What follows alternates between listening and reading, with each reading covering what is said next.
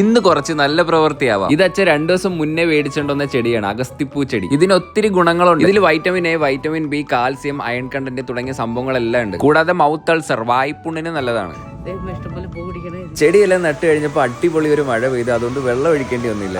പിന്നെ വണ്ടി എടുത്ത് ഞാൻ പുറത്തേക്ക് ഇറങ്ങി മഴയത്ത് ഡ്രൈവ് ചെയ്യാനായിട്ട് എനിക്ക് ഭയങ്കര ഇഷ്ടമാണ്. പിന്നെ ഞാൻ പോയി ഒരു ഫേഷ്യലും ചെയ്തു, മുടിയും വെട്ടി. അമ്മ പിരികം ത്രെഡ് ചെയ്തു, അമ്മയ്ക്ക് ഫേഷ്യൽ വേണ്ട പോലും. അപ്പൊ ഇതാണ് ആ ഫൈനൽ ലുക്ക്. വലിയ മേനയില്ലെന്ന് തോന്നില്ല, ഇപ്രാവശ്യം വെട്ടിയത് എനിക്ക് അത്ര ഇഷ്ടപ്പെട്ടില്ല.